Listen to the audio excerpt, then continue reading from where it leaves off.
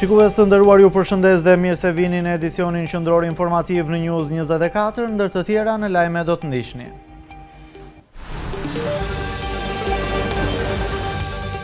Spak ka dyshime se Mirlinda Karçana, ish drejtoresha e Akshit, zotëron një vilë dhe 2 apartamente, pasuri të fshehura që rrjedhin nga aktiviteti kriminal.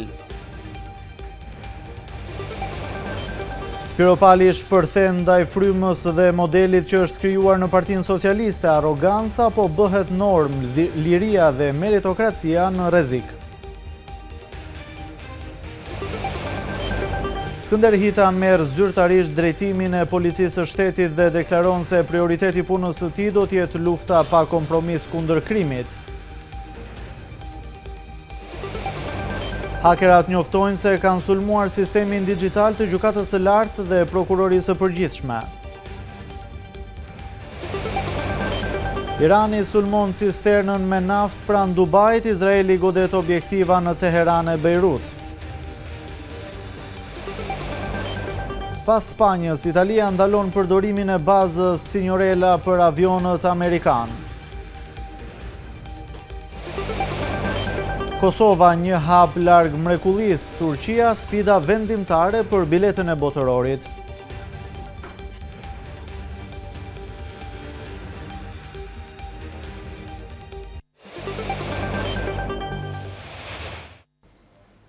Njihemi tani mëngjesisht me zhvillimet e ndodhura deri në këto momente. Prokuroria e posaçme ka zbuluar një vilë në Qerret dhe 2 apartamente, të cilat dyshohen si pasuri të fshehura të ish drejtoreshës së Akshit Mirlinda Karçanaj, e cila akuzohet si pjesë e grupit kriminal të drejtuar nga Ergjys Agasi dhe Ermal Beqiri. Po ashtu ka dyshime se pasuri ka fshehur edhe ish zëvendësja e Karçanajt, Hava Delibashi.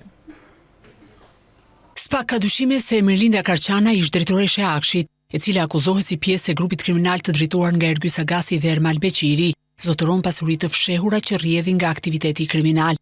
Për Karçanën, kryeministri ka deklaruar se jeton me qira, ndërsa Spak pretendon se ka zbuluar një vilë në Qerret të Kavajës dhe 2 apartamente të cilat janë pasuri që zotrohen në mënyrë të tërthortë nga ish zyrtare e lartë, që aktualisht mbahet në masën e sigurisë arrest në shtëpi.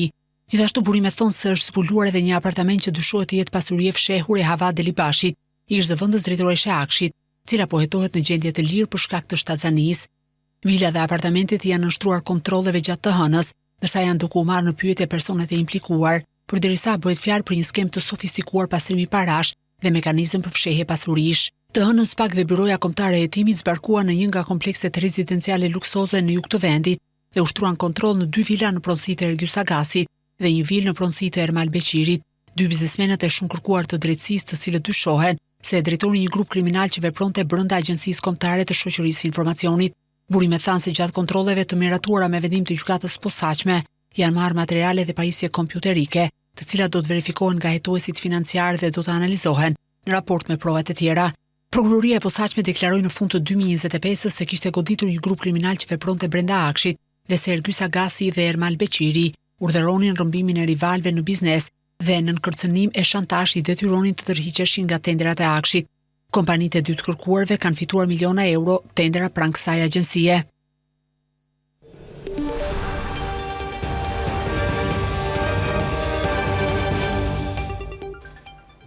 Kryeministri Edi Rama bëri të ditur se është parë si mundësi heqja e taksës së qarkullimit nga çmimi i naftës, çka do të sillte edhe uljen e saj, por sipas Ramës, nëse kjo do të ndodhte, qytetarët do ta paguanin 4 fish si taksë më vete. Këto deklarata Rama i bëri gjatë asamblesë së Partisë Socialiste në njësinë 7 në kryeqytet. Kryeministri Edi Rama i është rikthyer edhe një herë çështjes së rritjes së çmimit të karburanteve, duke deklaruar se është diskutuar si mundësi që të hiqet taksa e qarkullimit nga nafta, por nënvizoi se më pas qytetarët do ta paguajnë 4 fish si taksë më vete. Në asamblenë e Partisë Socialiste për njësinë 7 në kryeqytet, Rama tha se çmimi i naftës, që mbetet një shqetësim kryesor për qytetarët, është rritur kudo. Sepse ne aty kemi edhe taksën e qarkullimit. Dhe ne kemi bërë llogarinë. Nëse ne e heqim taksën e qarkullimit nga çmimi i naftës, çmimi do të bjeri.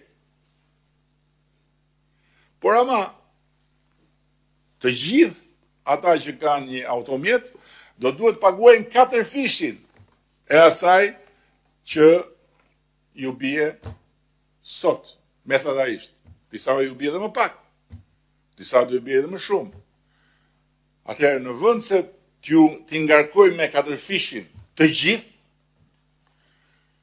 ne kemi menduar që më mirë kush shpenzon më shumë naftë, paguan më shumë. Duke i rikthyer edhe një herë mbledhjes së zgjeruar të grupit parlamentar dhe qeverisë të mbajtur në fundjavë, ku ai pati përplasje të forta me deputeten Elisa Spiropali, kreu i qeverisë shprehu zhgënjimin me mediat që sipas tij nuk u fokusuan tek çështjet kryesore që u diskutuan, por se çfarë ai kishte komunikuar me disa prej të pranishmëve në mbledhje.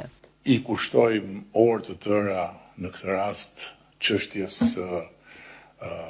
pronave, çështjes shërbimit të kadastrës, problematikave në këtë shërbim, ecurisë reformës në kadastër, pasim për reformën administrative territoriale, ku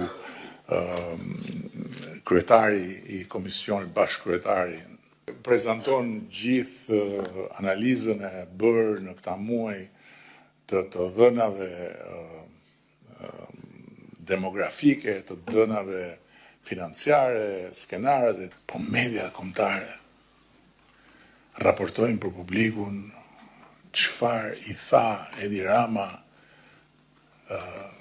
njërës e çfarë i tha Edi Rama tjetër.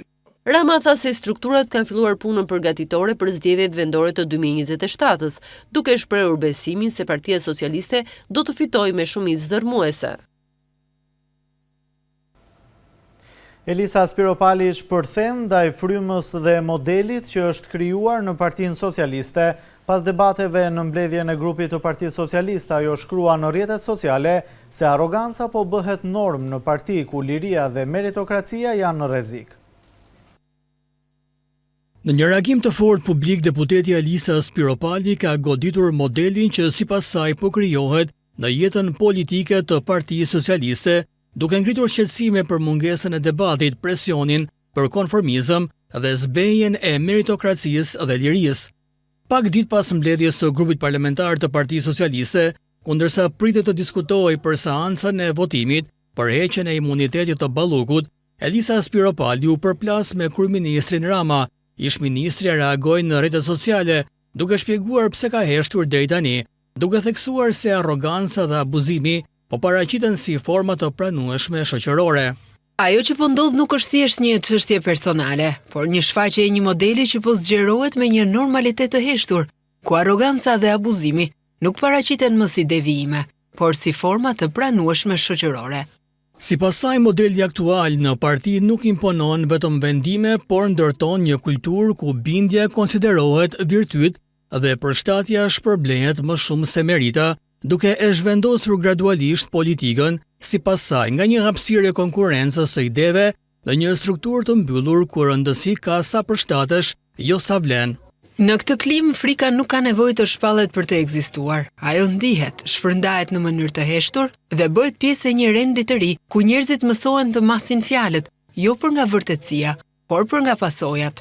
Dhe kur kjo ndodh, liria humbet karakterin e saj si ushtrim i përditshëm dhe reduktohet në një dëshirë që përmendet më shumë se sa praktikohet. Në lidhje me referencat e vazhdueshme ndaj Europës, ajo nënvizon se ato rrezikojnë të mbeten boshe nëse nuk shoqërohen me standarde reale.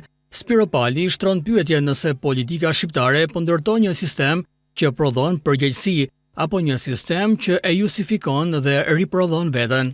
Europa nuk është një narrativ për tu cituar, por një rend vlerash që kërkon përputhje.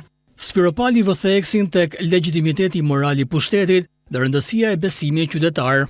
Fitoria nuk merret, ajo provohet, kur njerëzit nuk të ndjekin nga frika, por të besojnë nga bindja. Ajo e mbyll mesazhin duke theksuar se çështja nuk është personale, por një reflektim mbi kohën dhe sistemin. Kjo nuk është një histori që fillon dhe e mbaron me një individ, por një pasqyrë e një kohe që kërkon më shumë reflektim se reagim.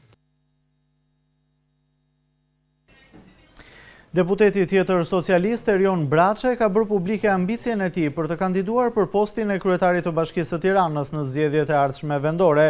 Ai thotë se nuk është ambicie personale, por një mundësi për të zhvilluar qytetin në një dimension të ri.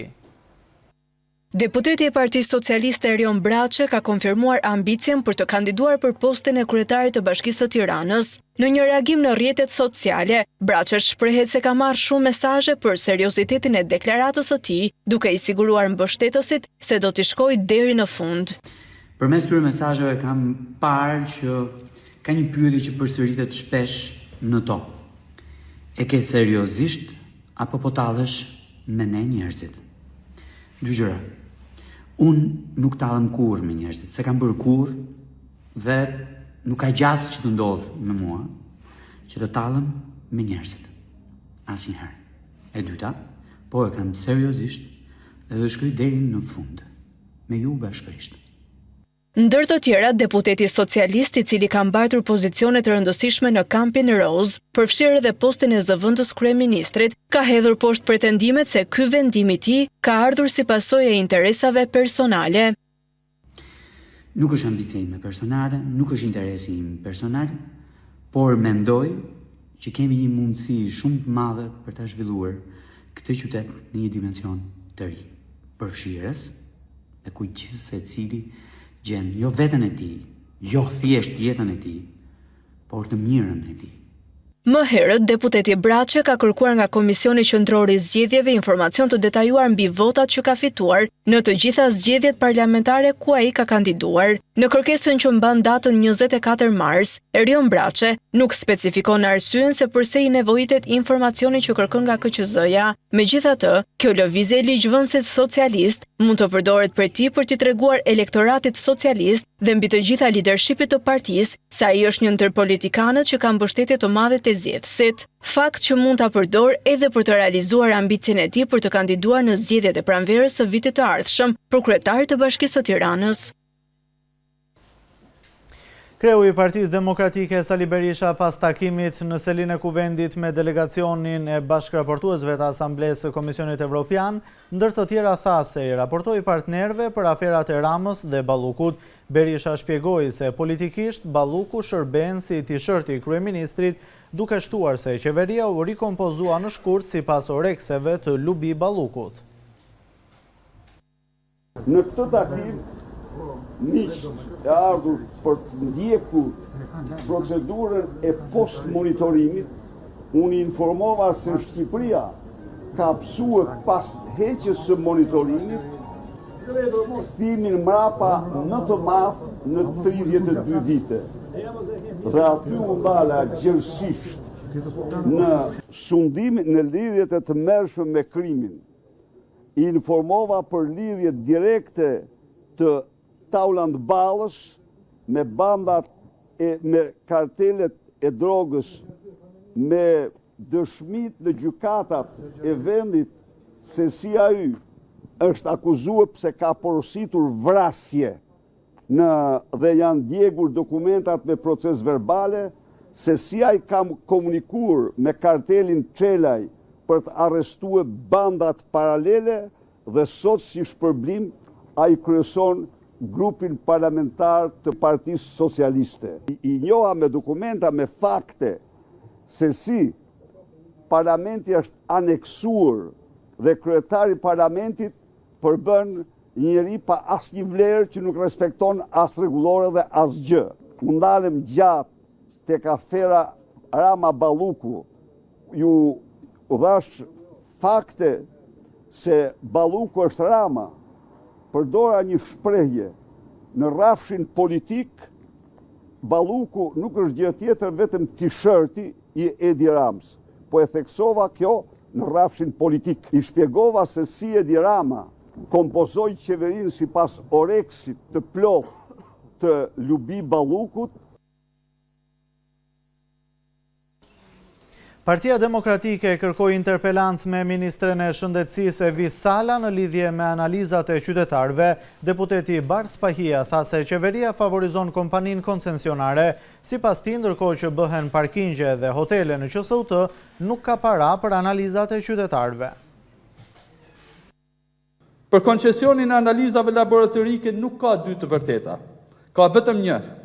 Ky sistem është ndërtuar nga qeveria Rama për të mbrojtur koncesionarin dhe jo qytetarin. Ndërkohë që qytetarëve u thuhet se nuk ka buxhet për analizat bazë, ne shohim se si parat e taksapaguesve derdhen lumë në projekte korruptive.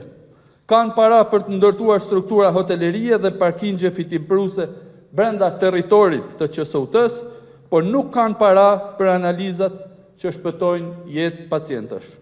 Si mund të justifikohen 50 milion euro shtesë për një tunel dhe rrugë me kosto marramendse, kur spitali më i madh në vend nuk ofron dot një analizë elementare. Lekët janë aty, por vidhen në kurriz të shëndetit të popullit. Sipas dhënave të Organizatës Botërore të Shëndetësisë, mbi 60% e shpenzimeve për shëndetin në Shqipëri paguhen drejt për drejt nga xhepi i qytetarëve. Përballë këtij kolapsi total, ne kërkojmë interpelancë me ministrin e Shëndetësisë. Ministrja duhet të dalë menjëherë para shqiptarëve dhe të japë llogari. Pse janë ndaluar analizat?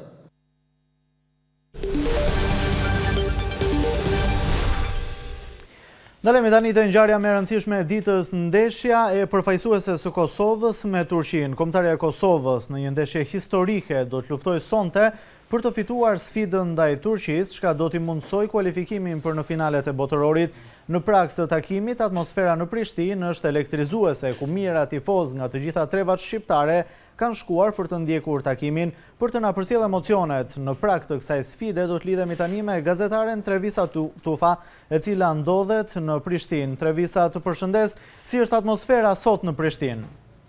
Me mbrëma Ronaldo, është një atmosferë fantastike. Unë ndodhem pra stadiumit Fadil Bokri, jam hyrjen kryesore dhe realisht është nuk di domethënë nuk ka emocion ta përshkruash atmosferën që është pak minuta më përpara sapo ka burritur edhe përfaqësuesja e Kosovës.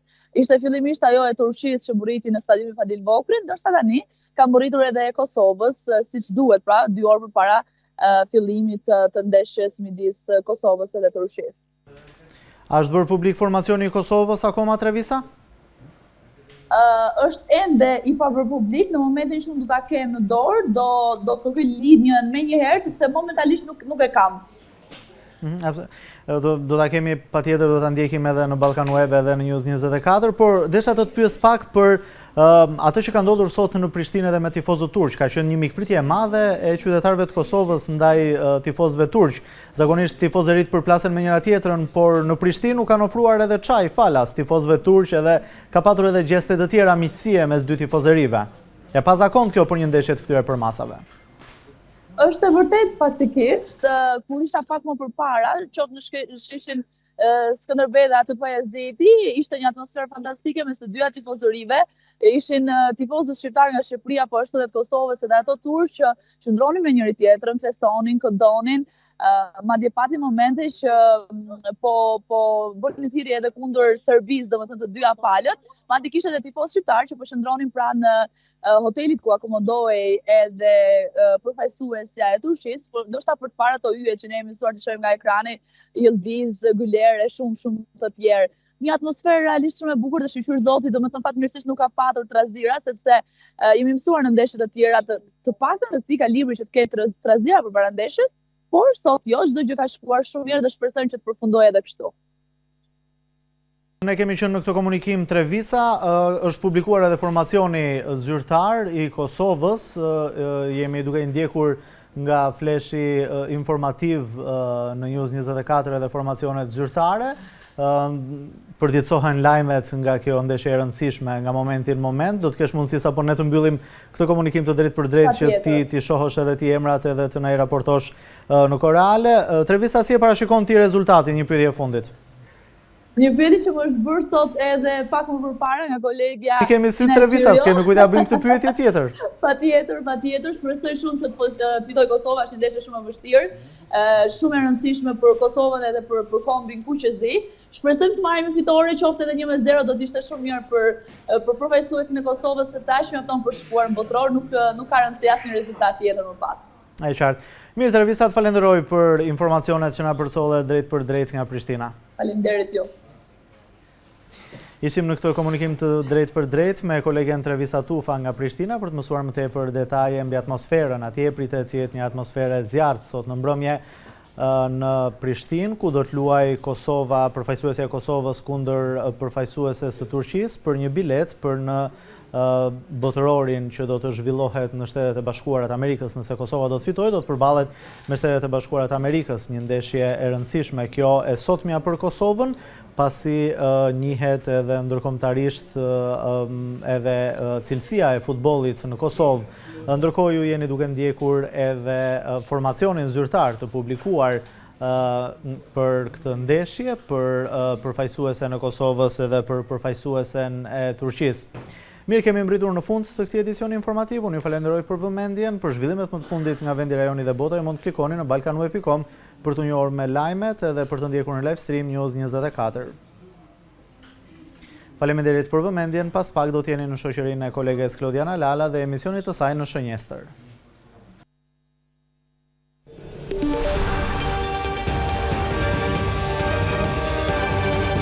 Ka formacionin. Formacionin e kam gati, do fut. Gati se do bësh lidhje me Klod Lalën. Pse? Po lutem Lalën, pra ka qishte.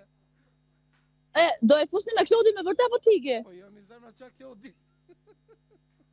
Ti je idiot. Hajde. Mos më shajm. Bye. Shihemi mbas ndeshjes. Ciao. Jo, mbas ndeshjes do jem shtëpiu me. Bye, se s'kam bateri. Ciao. Po karikoj telefonin se duhet.